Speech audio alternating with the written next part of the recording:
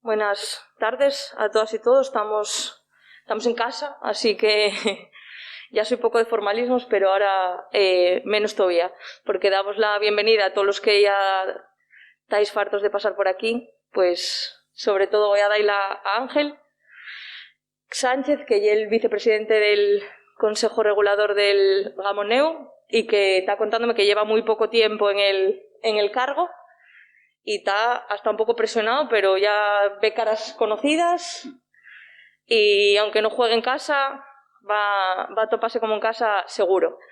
Entonces yo nada, eso, simplemente dai la bienvenida, dai las gracias porque fai 15 días que dijimos de participar en estas xornadas, así que más agradecidos todavía porque con tan poco tiempo que nos dijera que sí, pues y he de valorar.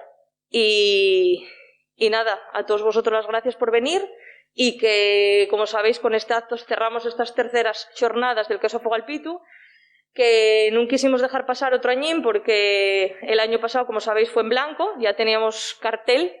El mismo Ángel estaba aquí en el último acto que hicimos, también de quesos, en la presentación de aquel vídeo promocional con la Asociación de Queseros de Asturias. En ese mismo acto anuncié el cartel de las jornadas del queso porque quedaba nada, una semana, 15 días, y fue cuando pues nos confinaron a todos y non pudieron facese. Entonces, lo dicho, non queríamos dejar outro añín en blanco e aunque sean no como nos gustaría, seguramente, porque no tenemos, por ejemplo, la participación de los niños, que siempre hacíamos un concurso con ellos de dibujos y demás, pero esperamos recuperarlas en las cuartas jornadas para el 2022 y que sean mejores, esperemos, que nunca. Así que nada, gracias por venir y a ti sobre todo, Ángel, gracias por decir que sí y por explayarte aquí un poco, aunque estés pasándolo un pelín mal, que sé yo que no va a quedarte muy bien y no hay expertos en gamoneo, así que nadie te va a recriminar nada. Así que dejo vos con Ángel. Bueno, se oye bien, ¿no? Muchas gracias por venir, lo primero. Según está la tarde de agua, se agradece que hagáis el esfuerzo por venir. Estaría más presionado si hicieras esta charla en Onís. Para hablar de la historia del gamoneu, pues seguramente hay por ahí gente que sabe más que yo. Yo no soy un especial, o sea, no soy un teórico del gamoneu, ni soy un entusiasta que lo estudie y conozca la historia y que dé mil vueltas. Yo simplemente me dedico a hacer gamoneu. Soy un productor y que llevo la vida entera en ello y con una familia pues que hicieron cosas en el gamoneu, en la historia del gamoneu.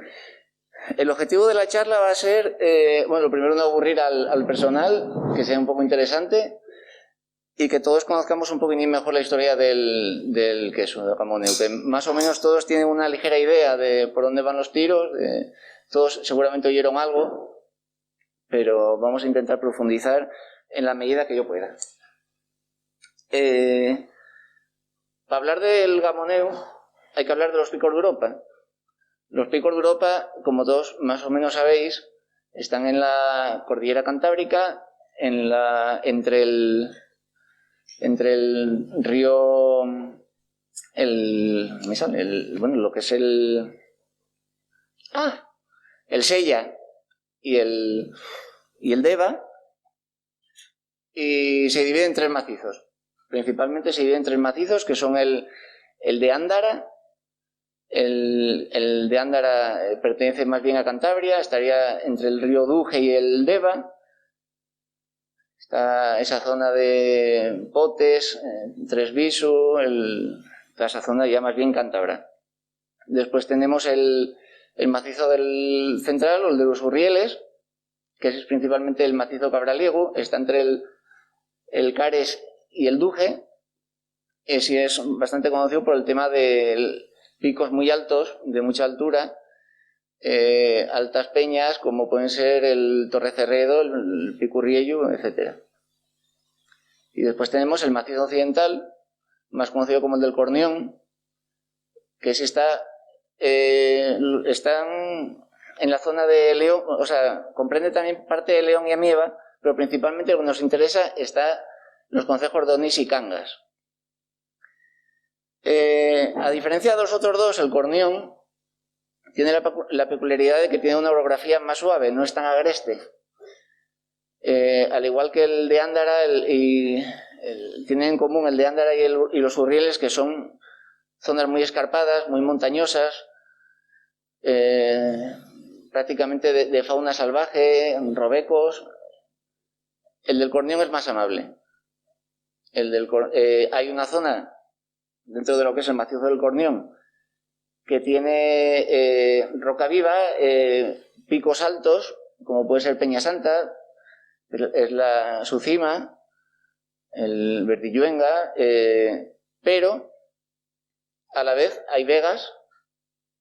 En la falda de esas alturas hay unas vegas que permiten el pastoreo.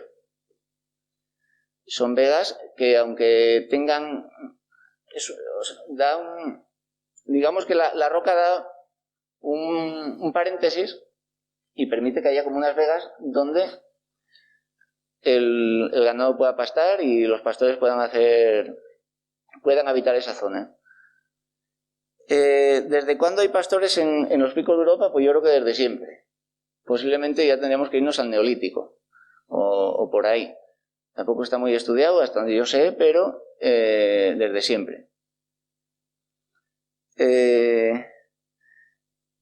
El pastor crea de ese lugar, de esas vegas, su morada, ahí lo habita y tiene la necesidad de crear una cabaña, porque estamos hablando de que esas vegas están bastante lejos. Por ejemplo, por decir una, la Vega de Ario, pues igual está a 3 horas caminando del poblado más cercano. Y el pastor tiene que estar allí con el ganado. Entonces, tiene la necesidad de quedar allí, no puede estar yendo y viniendo, y ahí es cuando empieza a construir cabañas.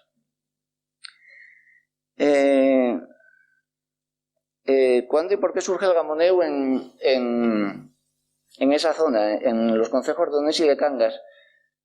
El gamoneu como tal no lo sé, o sea, no se sabe, supongo que surge por la necesidad de aprovechar lo mejor posible los bienes escasos.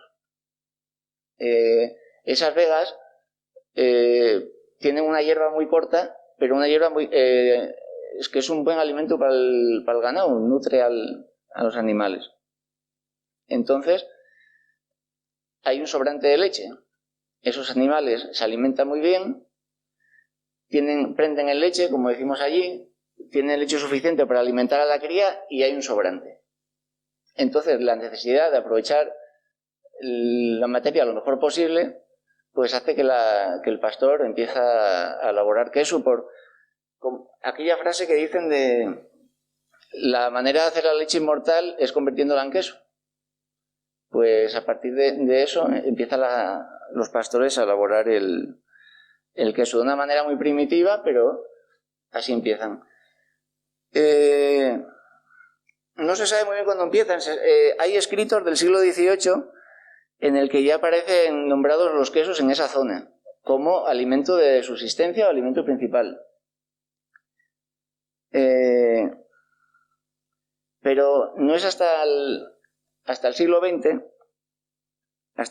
cuando empieza el queso a dejar de ser un producto de autoconsumo muy primitivo, que simplemente se usaba para aprovechar de la mejor manera los medios, para no tirar la leche.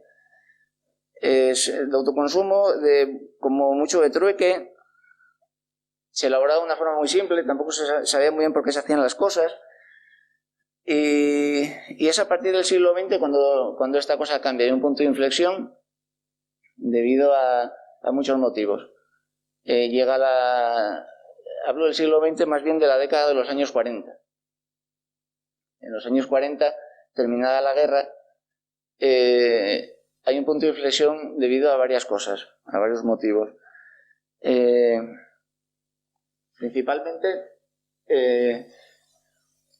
la vida del pastor es una vida digna dentro de lo que es la posguerra. Estamos hablando de que, aunque sea una vida dura,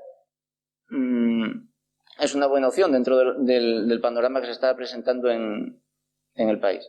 Después de una guerra que dejó España como quedó, el vivir en el puerto, en esos picos, en esas vegas, cuidando el ganado, que más o menos el ganado que tú cuidas es tuyo, haciendo una renta de quesos y viviendo de esa manera, pues te permitía más o menos sobrevivir. Era una vida dura, con muchas incomodidades, más de las que nos podemos imaginar, pero era una vida.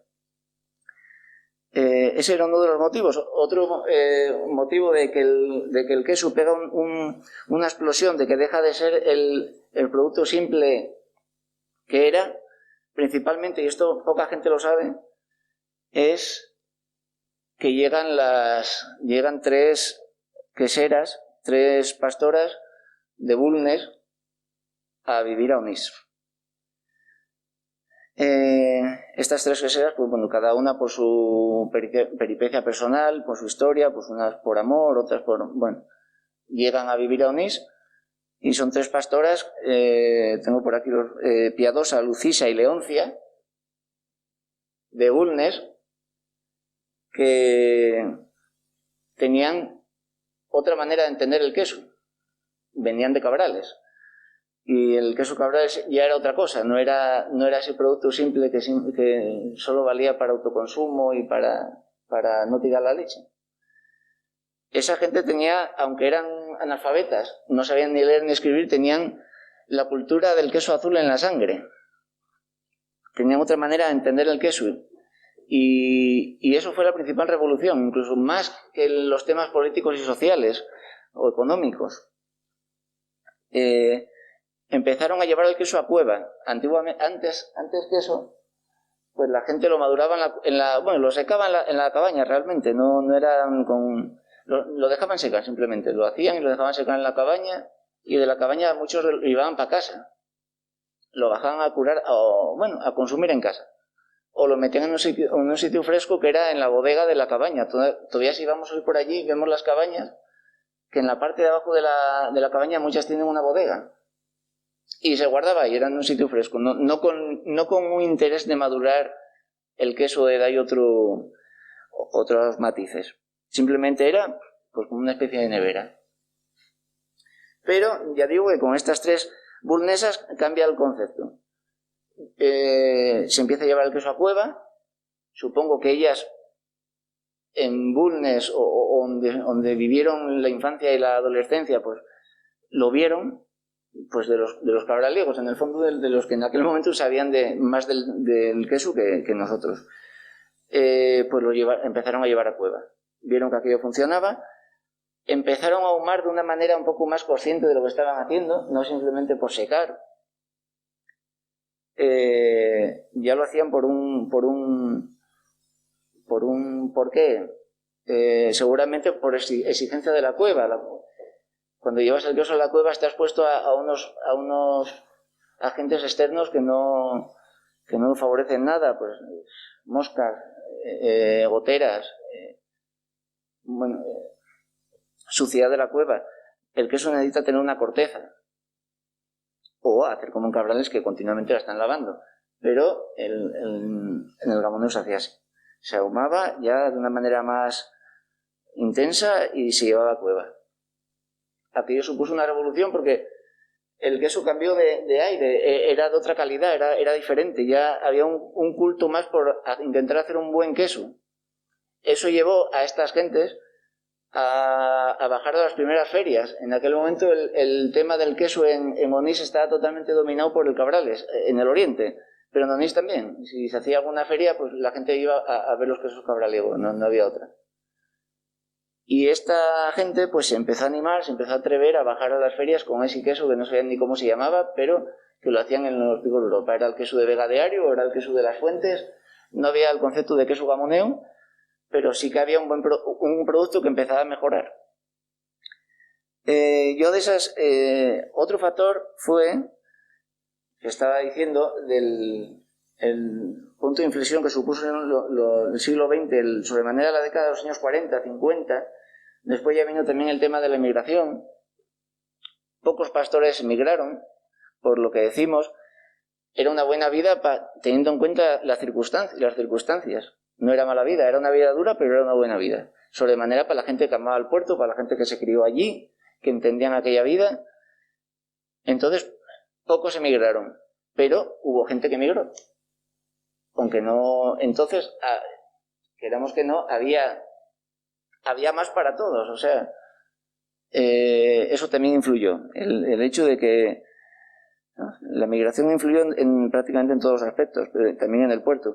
Después coincidió una generación de pastores que a día de hoy consideramos irrepetibles, coincidió en el tiempo y bueno, supongo que movidos por la ilusión de que el producto mejoraba, de que dejaba de ser una cosa simplona, que se empezaba a mojar la oreja a los cabraliegos, pues aquello animó y esos chavales pues que se habían criado en el puerto, pues tuvieron esa ilusión de hacerlo cada vez mejor. Y esa generación pues son muchos de ellos abuelos nuestros, padres de nuestros padres, nuestros bisabuelos, de muchos de los que nos dedicamos al gamoneo hoy en día. Todavía a día de hoy nos estamos acordando de ellos continuamente y son el referente de lo que es el gamoneo del puerto y el gamoneo en general. Ya digo que fueron todos en esa época, pero principalmente... Y siempre nos acordamos de los pastores y queseros ilustres, bueno, masculinos. En el fondo nos acordamos de Cirilo, nos acordamos de Rosendo, de gente ilustre, pero yo diría que las que pegaron el giro y las que hicieron que el gamoneo es lo que es ahora, principalmente fueron Piadosa, Lucisa y Leoncia. Yo de Piadosa y de Lucisa no conocí prácticamente nada porque murieron antes de que yo naciera. Pero Leoncia, pues bueno, Leoncia es mi abuela paterna y bueno, para mí es un orgullo que haya hecho lo que hizo. Fueron gente con una vida durísima. No nos hacemos una idea dónde se crió Leoncia y cómo se crió. Nació en Bulnes y ella fue toda la vida pastora en un lugar iba a decir de la Mancha, ¿no? en un lugar de la, ¿cómo se llama? De la Ruta Alcares. Todos conocen la Ruta Alcares, un camino peligroso. Bueno, yo la verdad que sinceramente, y eso que soy nieto de Leoncia, pero yo lo encuentro peligrosísimo. La Ruta Alcares es un sitio bastante peligroso. Pues se crió allí, eran 4 hermanas y un hermano. El hermano murió muy joven, entonces se tuvieron que criar las 4 hermanas solas, sin padres y sin un hermano varón que las ayudase en unas labores bastante duras físicamente. Se criaron en la Ruta Alcares, en la zona peor, más escarpada, más peligrosa, con más despeñaderos, en una cueva cuidando cabras. En una vida muy dura, desde luego. No nos podemos hacer una idea. Después de ahí, hablando un poco de la vida de Leoncia, de ahí pasó a conocer a Cirilo. Ya siendo adulta, ya con, pues no sé con qué edad, en los años 40, pues igual con 20 y tantos. Conoció a Cirilo y se fueron... Cirilo era mi abuelo paterno. Cirilo era de Caín. Posiblemente alguien haya oído hablar de él. Fue el primer guía de montaña de los picos de Europa. Fue el promotor de que se construyera el refugio de la Vega de Ario, que lleva el nombre del marqués de Pidal, Pedro Pidal. Pero bueno, Cirilo era pastor en Caín. Conoció a Leoncia y ambos se fueron a vivir a Onís, a un pueblo que se llama Vin, pero iban a pastorear a la Vega de Ario. Y allí criaron a 9 hijos. En una cabaña pequeñísima, que yo a veces cuando voy por ahí de excursión la veo y me parece absolutamente increíble que se puedan criar 9 hijos en una cabaña, pues no sé las medidas, pero de, qué sé yo, de 2 metros, no sé, de 3 metros por 3, no sé, muy pequeña. Ahora no sabía, igual digo una barbaridad. Ahora mismo ya no queda en el tejado y pasas por allí y parece increíble que puedan haber criado allí 9 hijos. En una en una zona muy agreste, muy peligrosa, con las canales por ahí cerca, unos buenos despeñaderos. Allí hicieron su vida laboral y bueno, su vida en general. De ellos conozco la manera de cómo se elaboraba el queso ahí arriba, de primera mano, ellos me lo contaron. Ahora puede chocar, la verdad que si nos paramos a pensar en las medidas, en el tema de la higiene y tal, pues nos podemos echar la mano a la cabeza, pero claro, en los años 50, bueno, 60, y en realidad esta manera de hacer el queso se duró bastante, hasta que vino la modernidad, era la manera de hacer queso en el puerto, no se conocía otra. Y voy a hablar un poco de ella, para que os hagáis una idea de cómo era el trabajo de Cirilo y de Leoncia en la Vega de Ario en esos tiempos. Se ordeñaba a mano por la tarde. Se metían las cabras en lo que nosotros llamamos cuerre, no sé si por aquí también se llama cuerre, es un recinto hecho de piedra, un corral hecho de piedra, se llama cuerre.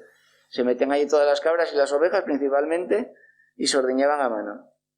Después con esa leche se echaba en... Aquí tengo apuntado bayiku, era un besigu, era una piel de cabra seca.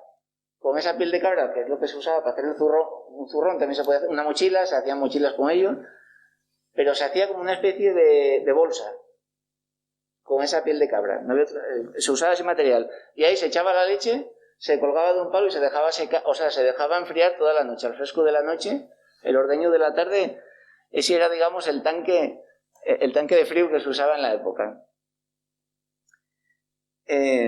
Seguimos. Ordeñamos por la tarde. Pasamos al ordeño de la mañana.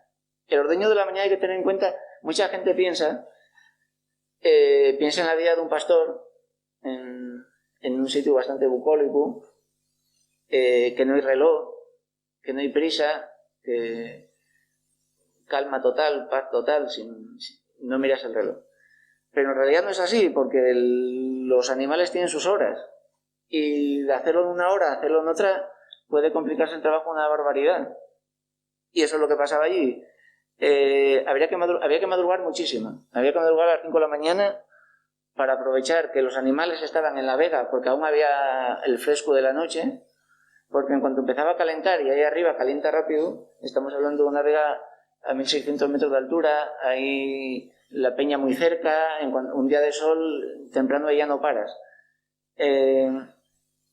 Los animales, como no los pillaras temprano por la mañana, ellos se iban.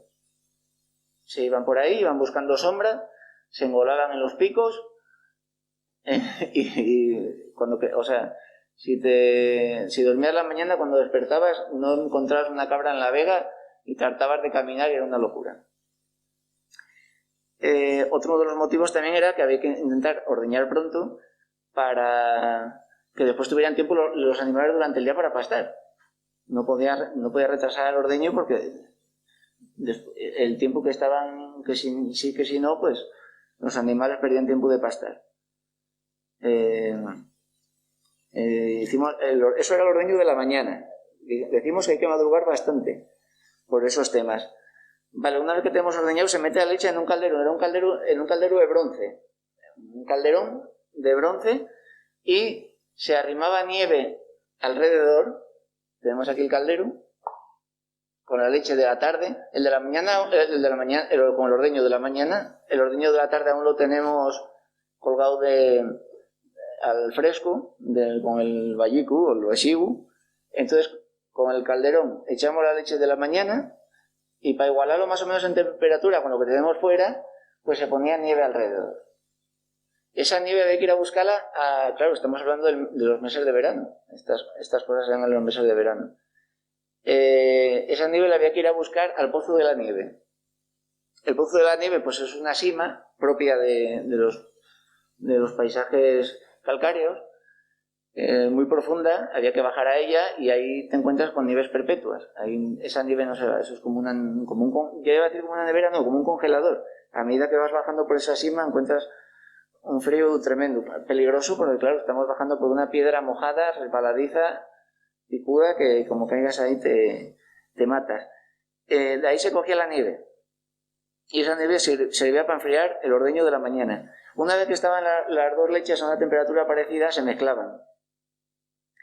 Se mezclaban todas en el calderón y se echaba cuajo. No se calentaba la leche, se hacía con la leche más o menos fría. No estaba fría, no estaba a 4 grados, como lo que entendemos ahora por leche fría. Pero estaba, bueno, pues, posiblemente estaría como a 15 grados, templada. Ni caliente ni fría. Porque el sistema de lo de enfriar con nieve, pues enfriaba lo que enfriaba, tampoco era una cosa...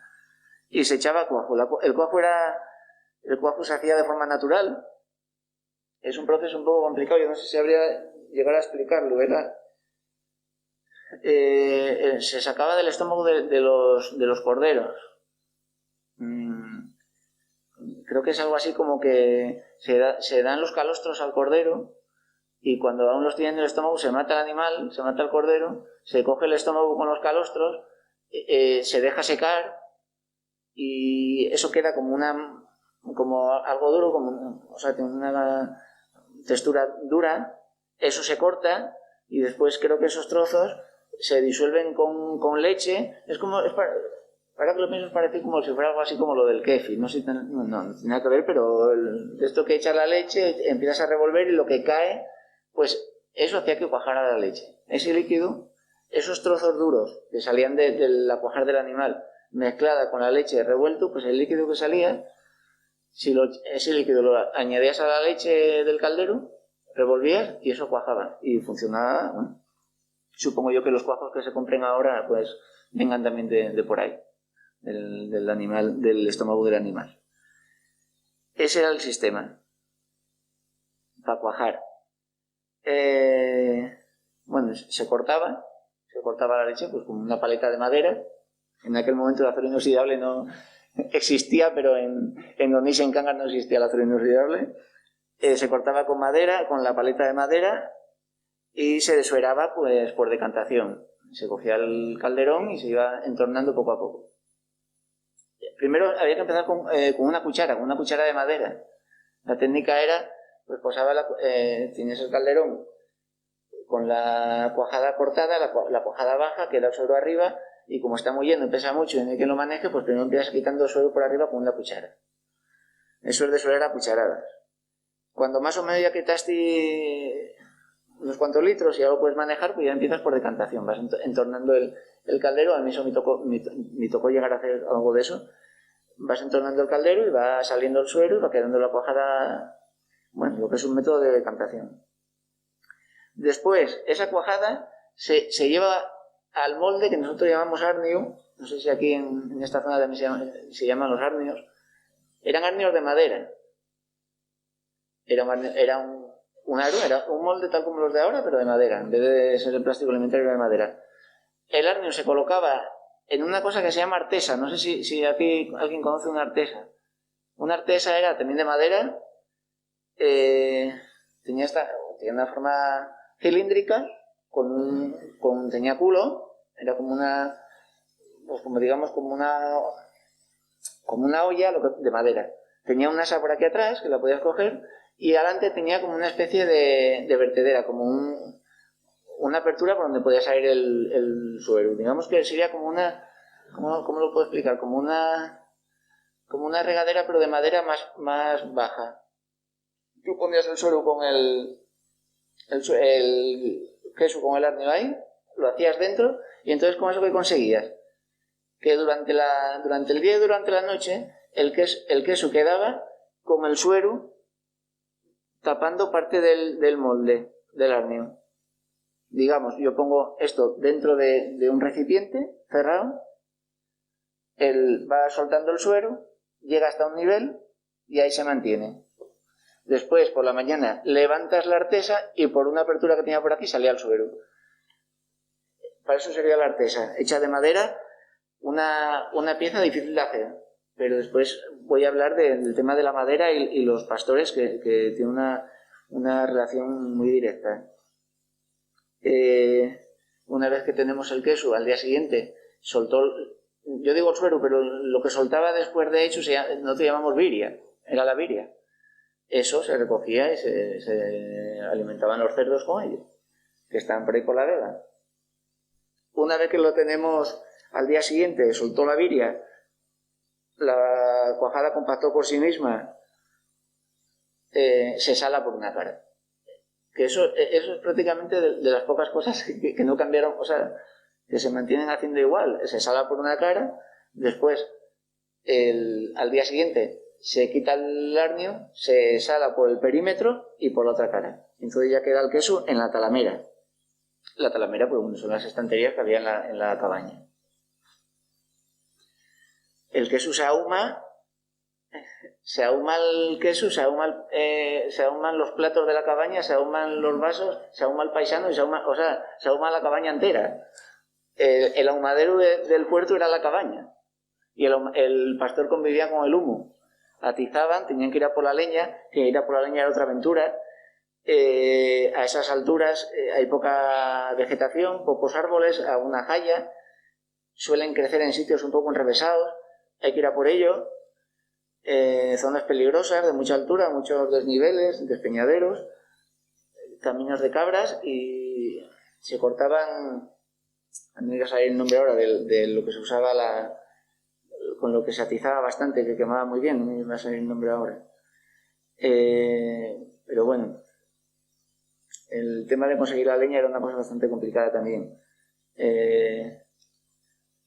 Y eso.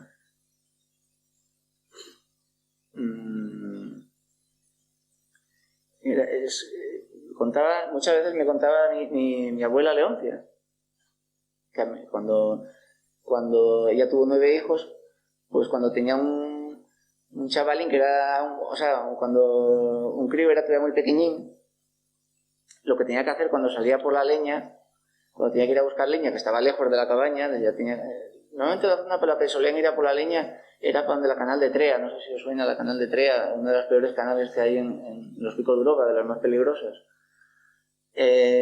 Pues para que el chaval no fuera detrás de ella y se pudiera despeñar, o sabe Dios lo que podría hacer un crío pequeño, lo amarraba a la pata de la cama con una cuerda. ataba al crío con una cuerda a la pata de la cama para que el crío no se despeñara. Pues, alguna vez tocaría a mi padre o a uno de los tíos o a uno de mis tíos amarrarse a la pata de la cama para no despeñarse por ahí. Y es que me estoy intentando acordar del nombre que tenía lo que se usaba para atizar, pero bueno, no me voy a acordar. Principalmente era madera de haya.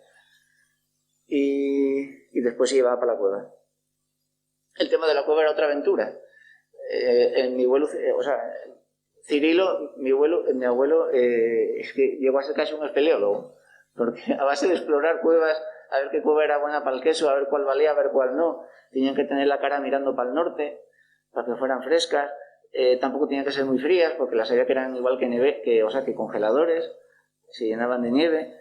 Exploró muchísimas cuevas, muchísimas simas, era prácticamente un espeleólogo sin saber lo que era la espeleología. Y aquí esto me lleva, y bueno, principalmente esa era la manera de hacer un queso gamoneo en aquella época. Ya veis que me faltó un detalle que no me acordé de mencionar, cómo se colaba la leche, cómo se hacía para colar la leche para pasarlo de la jarra donde estabas ordeñando al caldero donde lo ibas a elaborar. Yo creo que hoy no lo pasaría por alto, Sanidad yo creo que no lo pasaría por alto hoy, posiblemente pondría alguna objeción. Se cogía, pero yo voy a explicar cómo se hacía. Se cogía la cola de una vaca, lo que es el pelo de la cola de una vaca o de un caballo, que tuviera caballo. Con esas fibras se elaboraba una trenza larga. Eso se llamaba el reyu, se llamaba reyu, en nuestra zona se llamaba un reyu. Se elaboraba una trenza larga, esa trenza se enroscaba como si fuera una especie de ensaimada, o sea, tú lo enrollas, imagínate aquí, en un embudo como de madera. Se enrollaba y entonces toda la leche que pasaba por ese embudo tenía que pasar por las fibras de la cola de la vaca. Y eso decían que era un colador perfecto, o sea, ni la más mínima mota de polvo pasaba por ahí. Y bueno, pues si estaba limpio, lo habían lavado bien, pues igual no era tan mal sistema. Pero esa era la manera de colar la leche. Y bueno, pues sí, hablando del tema de las cuevas, de mi abuelo Cirilo, de cómo buscó cuevas por allí, me da pie hablar un poco más, hablar un poco de Cirilo. Yo, perdonar que hable de mi familia, pero es la que conozco, o sea, y hubo muchos pastores muy ilustres, todos con un reconocimiento más que merecido. Pero yo los que conozco son los de mi familia. Son Cirilo, que fue mi abuelo paterno, se crió en Caín. Y, bueno, es el paradigma de lo que es un pastor. Bueno, aparte de temas de más de juventud, lo pasó muy mal en la guerra, tocó luchar en los dos frentes, bueno, historias de la guerra. Cuando terminó, se fue a la Vega de Ario con mi abuela Leoncia, y a partir de ahí se empezó a ganar la vida. Aparte tenía el don de gentes, volvemos a las mismas, era una persona analfabeta, no sabía prácticamente leer. Leer sabía, pero mal y poco, y casi no sabía ni escribir. Pero tenía cultura en la sangre, era más o menos lo que dije de mi abuela Leoncia. Empezó a ser, se presentó a guía de los picos de Europa. Sacó la oposición y fue el primer guía que hubo en los picos de Europa. El guía de montaña. Llevaba, en aquel momento, en aquellos años, el tema del turismo era muy diferente a ahora. Ahora mismo, gracias a Dios, el turismo se democratizó. Ahora mismo cualquier persona hace turismo. Da igual que sea clase social alta que clase social baja. Ahora mismo tú, si quieres ir a los picos de Europa, encuentras un día libre y vas. O si quieres ir, qué sé yo, a cualquier parte, pues vas. En los años 50 y por ahí, en la época dura, me contaba Cirilo que el turismo que había pues eran médicos, eran pues el rector de la Universidad de Oviedo, él llegó a tener amistad con Alarcos, eran gente pues de clase social alta. Y él, pues con el título de guía de montaña de un parque nacional que tenía pocos años, pues él empezó a llevar a la gente por ahí, y siempre me llamó la atención poderosamente, que es algo que, bueno, lo digo aquí porque estoy lejos de Onís, si lo dijera en Onís igual me tirarían de las orejas. Cirilo fue una persona que, y en eso también fue ejemplar en tema de pastor, fue una persona que nunca dio la espalda al saber, al conocimiento. Él se codeaba con el rector de la Universidad de Oviedo, siendo un pastor que vivía en una cabaña, ya lo digo, diminuta, no me atrevería a decir las medidas porque igual me equivoco, pero muy pequeña, igual 2 metros por 2 metros, o 2 metros y medio por 2 metros y medio. Ateyabana. Duchándose, pues no sé cómo, lavándose muy mal, en unas condiciones de vida muy duras, muy desagradables. Y se codeaba y hablaba de tú a tú con el rector de la Universidad de Oviedo porque había un respeto entre los dos. No era porque el rector viera a mi abuelo como un santo inocente, como la película del libro de Delibes. No, lo veía porque veía que era una persona que estaba en su misma onda. Era una persona que sabía aprovechar muy bien el medio en el que vivía, que no daba la espalda al conocimiento, que si caía un libro en sus manos, aunque leyera mal y no tuviera un conocimiento intelectual ni unos estudios, porque se crió en Caín, porque después vino la vorágine de la guerra, y bueno, y después vino pues fundar una familia. Pese a todo eso, pues él tenía una ansia por saber, una ansia por conocer, una inquietud por lo que es la cultura. Y eso lo llevaba pues a poder hablar perfectamente pues con el médico, el cirujano más importante que pudiera haber en Madrid, que venía a conocer Peñasanta o lo que fuera. Y a mí me da pena porque ahora mismo pues gente que se quieren dedicar al puerto, al ganado, al pastoreo, al queso, tal, chavales jóvenes pues que igual piensan que por estar ahí, por conocer esa vida que heredaron de los padres o que heredaron de los abuelos sobremanera, pues que no necesitan saber más, que yo dejo la escuela y no pasa nada porque yo sé hacer esto y nadie de Oviedo ni de Madrid va a venir a enseñarme a mí cómo es esto, porque yo esto lo conozco mejor que nadie.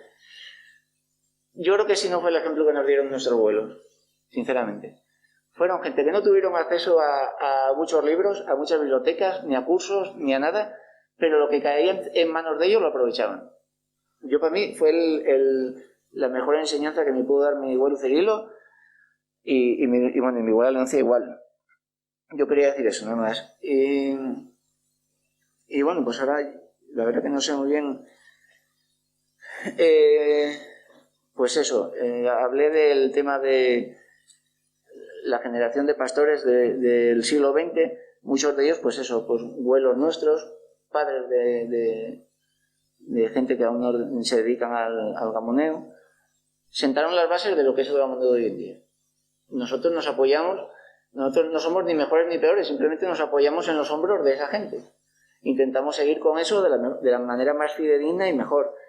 Después el gamoneo creció, gracias a ellos, gracias a que convirtieron un producto que era muy simple, de puro aprovechamiento, en una joya gastronómica, en algo que podía competir con el Cabrales perfectamente de tú a tú. Después, pues, llegaron los años 80, ya era otro mundo, ya era otra vida, ya era otra sociedad, el mundo cambiaba continuamente, cambia continuamente y ya era otro mundo, ya el gamoneo se expandió, entonces ya pasa la frontera de lo que es digamos, lo que suelen decir, la raya donde deja de crecer el gelechu, que es Las Vegas del puerto. Las Vegas que están entre 1200 y 1700 metros la más alta, y entonces ya hay gente que se empieza a atrever a poder hacer el gamoneo en el valle. Y eso lo permite la tecnología, porque este método de elaborar un queso que os conté antes bueno, era posible de que saliera algo de ahí, pues por las condiciones que se daban ahí arriba. Era una vega la vega de Ario en concreto de la que yo estoy hablando, pero bueno, pasa igual con Las Fuentes, pasa igual con Sobrecornova o con Belvín. Eran vegas altas en las que se daban unas condiciones muy buenas para, primero, el pasto. Donde se alimentaba el ganado, pues era un pasto de primera calidad. Entonces teníamos una materia prima muy buena. Segundo, el clima. Pues en verano hace calor, pero no es un calor bochornoso, no hay moscas. Puede haber moscas en una cueva, pero no es un calor pegajoso, es un calor fresco. Después el aire que corre es un aire de Castilla, sobremanera anario. Ya estamos en la raya con Castilla, está a pocos metros está el Cultayo que corta justo con Castilla. En Trea están las cruces donde bajas ya, que es Castilla. El aire ya es de Castilla, ya es el aire que cura los chorizos, que cura el jamón y cura el queso. Entonces, el lugar se presta a ello. Aunque no hubiera mucha... La higiene fuera la que se podía tener y los métodos de enfriar fuera todo muy rudimentario, muy limitado, se usara madera, tal. El ambiente que había allí lo permitía. Pero cuando llegamos a años 80 y la gente se empieza a atrever a hacer el queso abajo, pues se encuentran con muchísimos problemas. Una vez más me tengo que ir a mi familia. Tengo que decir que la primera persona que se pasó por la cabeza la chifladura de hacer queso en el valle fue mi padre. Yo creo que en Onís, en el certamen del queso gamoneo que se hace en octubre, se entrega el premio, unos premios que se llaman los gamoneo de oro, a la gente que tuvo alguna repercusión con el tema del gamoneo. Ahora, en principio, se empezó dando a gente muy ilustre y ahora últimamente, pues ya como ya no se sabe a quién dar, pues se da pues a un fotógrafo, con todo mi respeto. No sé si te lo dieron a ti. Perdón. Pero lo dije siempre. Y el libro a leer también. Bueno, quiero decir. ¿Por qué no? Vale. Primero se empezó dando a Cirilo, se empezó dando a Rosendo, se empezó dando a gente muy tal. A mi padre no se dio. Y yo creo que eso es un... A ver, y hay que tener en cuenta que mi padre fue la primera persona que hizo gamoneo en el valle. Empezó con unas dificultades tremendas. Porque él lo quería hacer como se hacía arriba y malas fermentaciones, problemas de que la leche no iba como tenía que ir, una locura, pero no se desanimó. Siguió y, bueno, pues también por circunstancias de la vida, él tenía unas vacas de leche que no le estaban rindiendo absolutamente nada. Él sabía hacer queso, sabía criar agua arriba, lo mamó desde pequeñín y él quería seguir por ese camino. Insistió, hizo la quesería, compraba la leche, después ya empezó a comprar la leche, pero era un desastre. O sea, entonces había muchísima gente conocida, o sea, vecinos y tal, que estaban con la creencia de que abajo no se podía hacer, de que el queso tenía que ser arriba, que no había otra, por lo que dijimos. Y el tiempo estaba dando la razón, o sea, él se hartó de tirar queso, y bueno, poco a poco, y gracias a la tecnología que empezó a venir, empezamos a tener, pues un tanque de frío, pues se compró un tanque de frío, se empezó a enfriar la leche, una cuba de cuajar como Dios manda, de acero inoxidable, y empecemos a aprender de otras queserías, bueno... Empezaron a haber más queserías del valle, ya más gente se animó porque vieron que eso era posible y el queso fue creciendo muy despacio, de manera muy paulatina, hasta que se alcanzó la DOP. La DOP fue un premio, yo creo. Hay gente que pueden ser un poco críticos con ella por diferentes motivos, pero yo creo que fue un premio a los queseros del valle que pelearon por hacer algo que dicen que era imposible hacer, y sobremanera a los queseros de arriba, que nos dejaron una herencia que nunca lo podemos agradecer lo suficiente.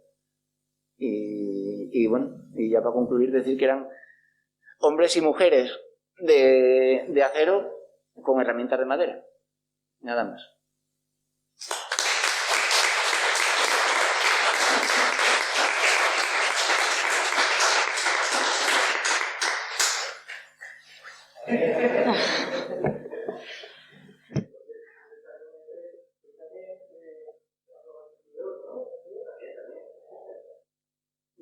No lo dije pensando en ti. Pues sí, nada, yo lo bueno de estar en casa, que no pasa nada y conocémonos todos al final. Que nada, abrimos si queréis un turnín de intervenciones. Como siempre suele costar romper el hielo, voy a romperlo un poco yo, porque decías al principio que no eras experto en historia, pero es que ya es historia del gamoneo, quiero decir, no eres experto en historia, pero tus abuelos, tus padres, tú, o sea, creciste con el gamoneo y puedes hablar en primera persona, cosa que seguramente, por desgracia, mucha gente no puede contárnoslo así. Entonces, no es que seas experto, y que es la historia del gamoneo, y creo que era en concreto lo que queríamos hoy aquí. Así que mejor imposible. Muchas gracias y como siempre volvemos. Siento barrer un poco para casa o llamarlo como queráis, pero siempre volvemos a las mujeres. Siempre están las mujeres detrás de cualquier queso. Da igual que sea la Foga al Pito, que el casting, como ya tuvimos invitado aquí también, como vosotros. Siempre van a estar las mujeres ahí detrás de cualquier proceso y de cualquier logro. Y en este caso, pues, tu abuela con esas otras mujeres que seguimos agradeciendo a ellas lo que tenemos hoy en día. Así que, lo dicho, hay un micro por ahí que tiene Juanjo, si queréis comentar algo, Ángel.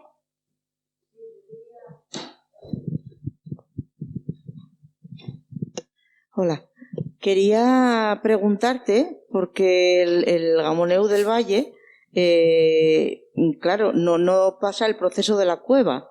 Entonces, ¿cómo se soluciona eso? ¿Que el gamoneo del valle no pasa el proceso de la cueva? Pregunto. Sí, va a cueva, sí. ¿Va a cueva también? Sí.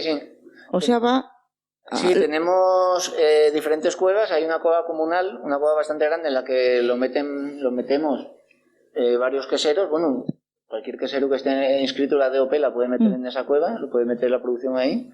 Y después hay otras cuevas por ahí bueno, que las usa la gente porque siempre las usaron. Pero sí.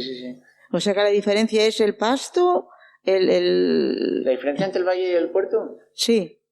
La diferencia entre el valle y el puerto principalmente es que en el puerto lo que se considera gamoneo del puerto es el que se hace arriba, en el Parque Nacional. Y sí, lógicamente pues ahí no se pueden alimentar con forrajes que se compren o sea, se tienen que alimentar con lo que hay ahí en la vega. Ya. O sea que lo principal sería la alimentación, el tipo de alimentación, ¿o qué? Sí.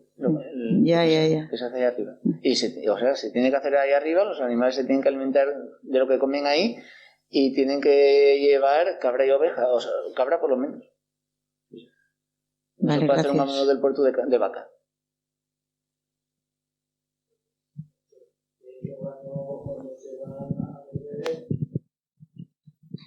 Cuando se sube a Les Vegues, vaques poques. Lo que más hay son cabres y ovelles. Y luego, eso, iba a comentarte que sí, aunque lo hagan abajo, sí se madura en cueva. Entonces, yo, a ver, ¿por qué me dieron el gamoneu? Porque bueno, yo llevo muchos años yendo a Les Vegues, yendo a Belvín, yendo a Ariu, a estos sitios. Y bueno, yo tengo que decir que en el año 97, subí a Belvín y estuve en realidad con dos, pero bueno, estaba Atilano también, con José y con Blas, que eran dos hermanos. Entonces la primera vez subí y estuve 3 noches en la vega con ellos, durmiendo. Luego volví al año siguiente y estuve otras 2 noches. Entonces, ¿por qué yo quería vivir eso? Quería reflejar eso porque iban a les ovelles yo con ellos, iban a les cabres yo con ellos, iban a por la leña, lo que decía que lo de la leña. Veníamos de les cabres, por ejemplo, y yo veía a José agacharse y coger árgumes. Y llevarles en la mano. Entonces pregunté, oye, ¿y cómo que? Dice, el que no podemos coger nada. De hecho, al lado de la cabaña, yo me imagino que los del parque lo sabían, porque de hecho yo tenía un permiso para bajar con el coche hasta Ariu cuando se iba por los lagos, y durante los 3 días que estuve, visitaronnos 3 veces los del parque. 3 veces fueron, a ver qué era yo, qué hacía yo, qué tal. Bueno, entonces debajo de una chapa tenían esos árgumes que iban recogiendo cachín a cachín para ajumar el queso en la cabaña. Y es lo que dice él, en la cabaña estaba todo ajumado. El colacao, los potes, de hecho, vamos a ver, hoy Aurelio subió una semilla de José y de Blas del año 98 que encontró en casa de la mujer de uno de ellos, de la viuda. Y entonces, bueno, eso animóme, estoy preparando un pequeño reportaje un poco bueno, pues cómo era la vida. Entonces, ya digo, no podían coger leña en ningún sitio. Y tenían que ir iban para los huelgues, que había una falla, que había caído una falla, y de esa falla, con el hachu, sacar cachos, meterlo en un saco y llevarlo para Belvín. ¿Qué puede haber andando? ¿Media hora? Sí, no hay mucho, ¿no? Eso, pero que hay que ir con un sacao de leña para llevarlo para la cabaña, que no tenían facilidades. Entonces, bueno, lo que decía que la vida era dura y era dura. Ahora no lle tanto, pero sigue siendo dura, porque una cosa que no os permite, por ejemplo, es tener un retrete dentro de la cabaña. Por ejemplo, los temas del parque y toda esa historia, resulta de que no pueden tener Que ahora está más fácil porque pueden bajar y subir más a menudo desde el pueblo, también es verdad. Pero que siguen teniendo, pues eso, trabajo y que son, no digo las 24 horas del día, porque algo tienen que dormir, pero son desde que amanece hasta última hora de la tarde-noche el trabajar.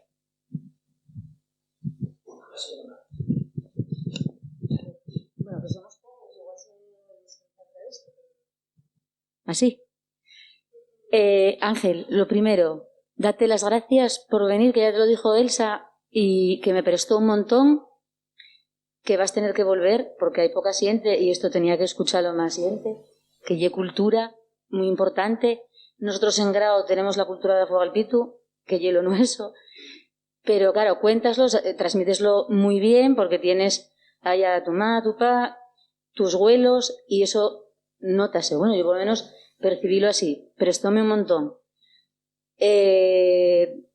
Bueno, podía hacerte preguntas, porque claro, no tengo ni idea del gamoneu, pero lo que comentabas en Puerto, entonces el gamoneu del Puerto, lo que menos lleva es leche de vaca. Y en Valle, ¿qué se fai? ¿Mucho solo de leche de vaca? Sí. Ahora mismo, digo. Sí, ahora mismo sí. Ahora mismo hombre, ahora en el puerto se está metiendo bastante leche de vaca. Bueno, por temas muy complejos. Si nos metemos con el tema del lobo y de la rejilla y tal, pues se está metiendo más vaca que antes, por lo menos, el tema en el puerto. Y en el valle pues también se mete más leche de vaca, pues porque es lo que hay. O sea, ya es difícil que haya una ganadería de leche de vaca como para que haya una leche de cabra o de oveja en Cangas y en Onís. Nosotros, por ejemplo, la que sería nuestra, pues tenemos una ganadería propia de cabra. Y con todo y con eso conseguimos meter un 20%, ni eso, un 10% de cabra. Por eso que lo que más hay es de vaca. Y lo que se falla en Puerto, la trazabilidad ahora según la DOP, el ganado tiene que estar también en esas malladas del puerto. La leche entonces que meten ahora de vaca, que llega ganado también, que pasta... También pasta arriba. Pastan arriba, sí. De hecho, ahora estas auditorías que vayan a hacer, se van a pedir a los queseros que vayan al puerto el censo de los animales que suben y sí. Eso lo tienen que justificar. Ahora, bueno, estás en la DOP, estás de presidente. De vicepresidente. En la Nueva España creo que me subieron de cargo, ya iba por presidente, pero... Por eso, entonces ya lo que leí yo, por eso digo yo, mira, que tiene el presidente y toda una autoridad. Y es verdad que las marcas de calidad de las DOPs hicieron mucho bien para algunas cosas, pero bueno, también, bueno, aquí como estamos en familia, pues decirlo, no hay ningún periodista ni nada, güey. Esto no va a salir en prensa. También echan un poco la zancadilla a los productores. La DOP. ¿El tema de la DOP? Hombre, a ver, es como un corsé, o sea, es más control. Entonces, antes, es que claro, también nos metemos en temas complejos. Ahora mismo estamos con el problema de que cada vez hay menos queseros del puerto. ¿Por qué? Porque la DOP pone limitaciones. Porque cambió la vida. Porque el puerto ya no es... Dijimos que la mayor eclosión del gamoneu del puerto fue en la posguerra. Es que era una vida más que buena para lo que era para cómo estaba el país. Después de una guerra civil y una guerra mundial a día de hoy, que un chaval suba al puerto a hacer queso, pues es complicado. Entonces hay menos... Antes había muchísimos productores, pequeños productores, todo el mundo hacía gamoneu. Entonces, con el tema de la DOP, pues ya si quieres hacer un poco de cantidad, pues ya te tienes que meter en cintura. Si quieres hacer gamoneu, pues tienes que pasar por el aro.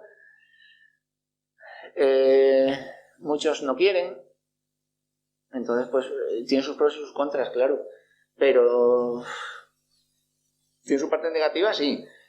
La parte positiva es que si no hubiera DOP, pues, yo creo que a día de hoy el gamoneu pues se lleva al traste, pero vamos. De manera del puerto.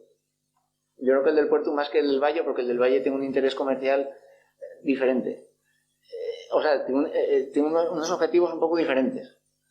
Yo veo que el gamoneo del valle pues, intenta progresar en un mundo muy competitivo como es el mercado, que vamos a decir, y el gamoneo del puerto pues es algo más vocacional.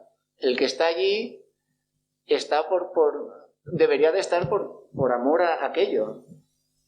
Hay muchos oficios menos sacrificados y más fáciles que el gamoneo del puerto. Y ahora me perdí, no sé me has preguntado por el tema de lo de que si era un inconveniente la DOP. Pues, Sí, pero bueno. pone corsés, pone limitaciones, que esas limitaciones pueden llevar a que haya menos queseros. Pues no sé, pero yo lo que sé es que sin DOP yo creo que nos íbamos a la catombe.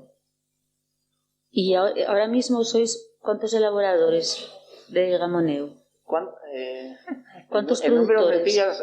20 algo. 20 20 y pico. Es que en números redondos no te sabría decir cuántos somos ahora mismo, 20 algo, entre puerto y valle.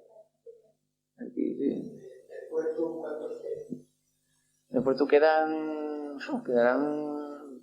4? Los de Jumartini, los que están en Belvín, José Luis el de Teón, andarán por 4 por ahí. En él creo que se iba a poner en regla, sí. Sí.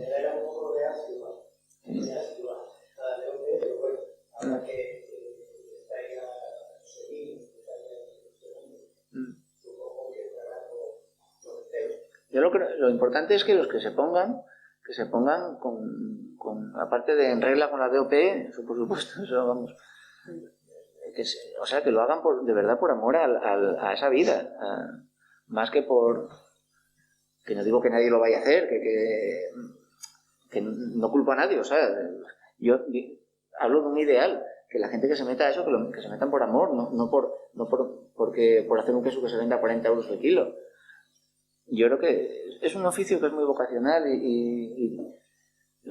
bueno, llevar en los cañas no lo sé, pero por lo menos tienes que amar ese oficio, si no, mal lo veo. Y bueno, yo creo que hay gente que lo ama, pues ahí está Rubén Remis y José Luis. Bueno, el futuro del gamoneo del puerto es incierto, pero por lo que hablamos de que cambia la vida muchísimo, y cualquiera sabe.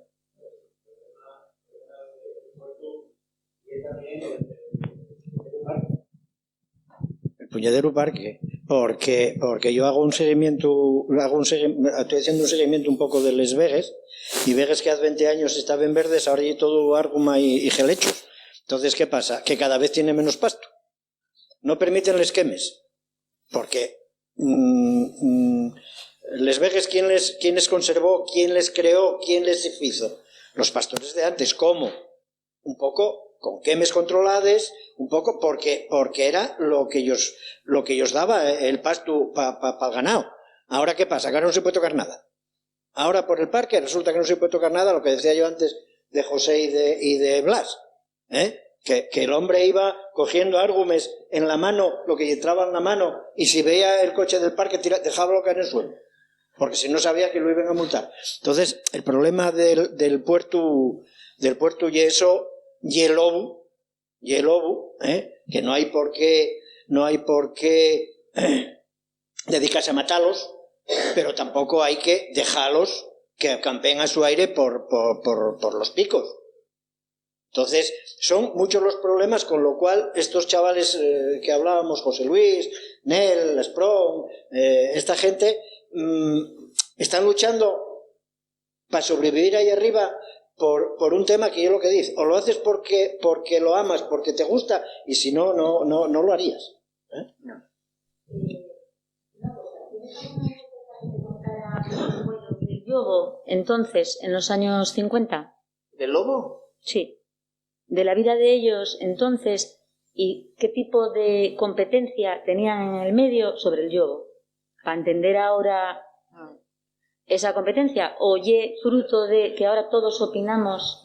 Lo que pasa es que lo que a mí siempre me contó mi abuelo Cirilo fue que en los años en los que él vivió como pastor, como los picos y el parque estaba bastante habitado y estaba, digamos que llevaba ventaja al ser humano. Había más pastores y entonces era un lugar menos agreste, menos salvaje, más controlado y era diferente. Entonces el problema del lobo pues no estaba tan fuera de madre como está ahora. Pero también mucho por eso, porque había más gente, más pastores. Entonces los lobos son listísimos. O sea, el león es el rey de la selva, pero está en el circo y el lobo no, al circo no va. El lobo es muy listo. Y como vuela por ahí peligro o tal, pues no se acercan. Y yo creo que en la época de mi abuelo no había tanto eso. Y aparte de que, bueno, hacían la vida mucho más allí. Pasaban muchísimo, o sea, no se despegaban de... Hay una cosa que siempre digo, que tú cuando estás en un pueblo, ¿no? En una casa, llega un perro a ver si das algo de comer, si lo eches, al día siguiente va a volver, ¿no? Si lo vuelves a echar, al día siguiente va a volver, pero cuando vea que va 4 o 5 veces y no le das de comer, que lo echaste, no vuelve. Pues con el yogur pasa exactamente lo mismo. Intentar controlarlo y que no vaya a los pastos ni vaya al ganado, porque tener en cuenta una cosa, las noticias que hay están bajando muy, muy abajo ya, ya no hay problema solo de picos, hay problema de ganaderías que están pues eso al lado de los pueblos, entonces va a ser un problema por eso, porque yo creo que está mal gestionado el tema del lobo. Por un lado, a ver, yo tengo contradicciones. Por un lado, la conservación, pero por otro lado, yo pienso que para conservar el lobo hay que conservar primero el paisano. Hay que conservar primero pues a toda esta gente que nos está dando un producto, sea leche, sea queso, sea lo que sea, pero que como al parecer priva más el mantener el lobo, pues surgen estos problemas que a los pastores, sobre todo de picos, y vuelvo a repetir, del Cuera, de la cordillera y tal, pues están dando ellos mucha caña y matando ellos mucho ganado. Y no se trata porque decimos, bueno, y que ellos subvencionen. No se trata de eso, se trata de conservar los bichos. No de que me da igual que lo maten, total van a pagármelo, pagaránlo tarde, mal y nunca, pero bueno. Entonces pienso que habría que tomar ese tema en las manos y ver a ver de qué manera se puede solucionar la convivencia. Yo tengo un amigo en Ibias que se dedica a la miel. Entonces los padres eran de la zona y tal, entonces él el primer año rehabilitó un cortín. ¿Qué pasó? Que no lo rehabilitó bien, vino el oso y tirólo. Al año siguiente fióse de gente que sabía y tal, entonces ayudaron a poner un cortín. Entonces este hombre y es defensor del oso. Dice, él comenta, sí, yo vine mucho después que él, lo que tengo que procurar y es que me haga el menos daño posible. Entonces, con el lobo subo toda la vida. Ahora, lo que dice Ángel, antes había mucha más gente por los picos. De hecho, en Corona tenemos un chorco de los lobos. Por picos tiene que haber alguno. ¿Por qué? Porque cuando se desmanaban los lobos, cogían una partida de gente y intentaban achuquinar pues esos 8, 10 o 12 que pudieran tal para que eso no se desmadrara. Ahora, como no se pueden tocar, pues se está desmadrando. Y yo soy un defensor de los animales, por supuesto, pero claro, entiendo que yo defiendo primero a los paisanos, al paisanaje. Y ese es el problema que tiene Es una relación dialéctica complicada pero bueno, haciéndolo con buena voluntad, intentando escuchar las dos partes. Lo peor que se puede hacer es atrincherarse, porque yo muchas veces veo que la gente se atrinchera en dos bandos y se lanzan morrillazos desde la trinchera y yo pues así no. Juntándote con todos los que piensan igual que tú pues, y lanzando pedradas contra los que están completamente en contra tuya, ahí no hay... Pero bueno, dejando aparte el tema de los lobos, que bueno, es inevitable, cuando se habla de los picos y los pastores y el queso guamonú del puerto. Una cosa que pasó un poco por arriba y bueno, fue apareciendo prácticamente en la charla de una forma de segundo plano, es el tema de la madera.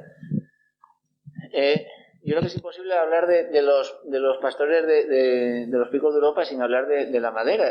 Fueron gente que siempre dominaron muy bien la madera.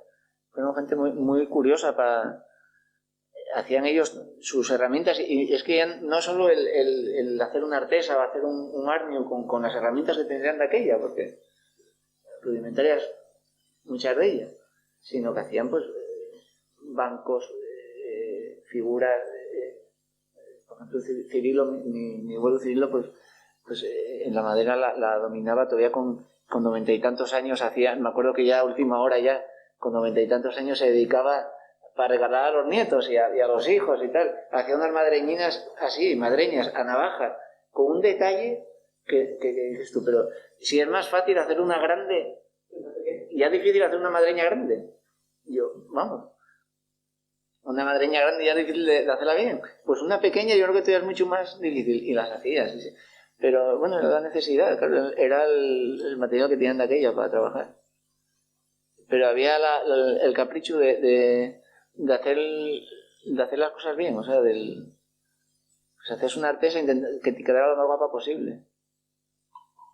Yo voy con xente, llevo xente por aí, por les Brañes o tal, y siempre os digo que se fijen que en les Cabañes hay un friesno o dos por lo menos, uno o dos por lo menos, que sirve para muchas cosas. Uno, lo que dice él, para hacer arteses, para hacer arnios, para hacer cierres, bancos. Otro, para dar sombra, porque además los friesnos son árboles que crecen muy rápido. Tú podes este año, y dentro de 2 años tengo 3 cañas también tal. Y luego, después de utilizar todo eso, a mí me comentaba José, por ejemplo, los bolos. Entonces en les Vegas había una bolera. Y el poco tiempo que tenían, que no tenía mucho, pero bueno, dedicábense un poco a jugar, ¿no? Entonces había boleres. ¿De dónde sacaban los bolos y les boles? Pues de los friesnos. Quiero decir que... Es que la cabaña de la que mencioné en la charla, donde se criaron mi padre y mis tíos, era la cabaña de la bolera. Se llamaba así, era la cabaña de la bolera. ¿Cuántas veces pasé yo por ahí y dicen, mira, esa es la cabaña de la bolera? Y tenían una bolera por ahí. Entonces tenían eso. Porque cuando vas, ahora ya menos, lógicamente, por lo que decíamos antes, de que ahora ya suben y bajen con más facilidad, que tienen mejor acceso. Pero cuando subían, yo me acuerdo un día estando con José arriba en la cabaña, allí en la vega de Belvín, estaba esperando que subiera la mujer. Y nada, oían un bien, y de repente aparece la mujer con algo de comida fresco, alguna cocina tal, y todavía fue llegar y ponerse. Mira que José, en este caso, y Blas, tenían las cabañas limpísimas, porque era piedra al suelo, pero todavía llegó y se puso a colocar todo. ¿Pero de dónde venía esa mujer? Esta mujer estaba en Gamoneu. Bueno, pues venía de la herba, de haber estado a la herba, y a última hora, a las 7 y pico de la tarde, subió para Belvín, para estar con José y tal, eso, y al día siguiente, con un par de quesos o 3, volvió otra vez para abajo. Quiero decir que lo que decía Ángel antes, que hablamos de los pastores, pero yo que les mujeres, y dando la razón, les mujeres son muy importantes con el pastor. Yo subiendo para Urriellu, en la Terenosa, yo conocí una pastora que hacía queso y todo eso. Ahora mismo los Rosa. remis... Sería Rosa, la de la Terenosa Rosa. Eso.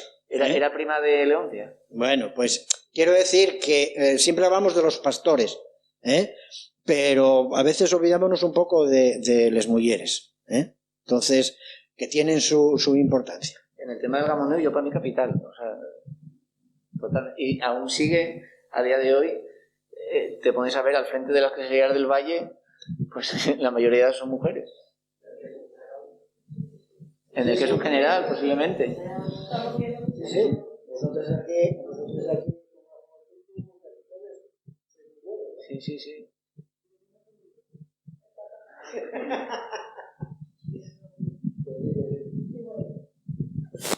Muy bien.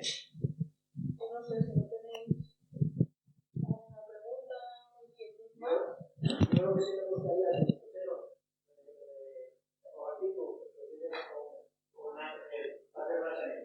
Pared vos.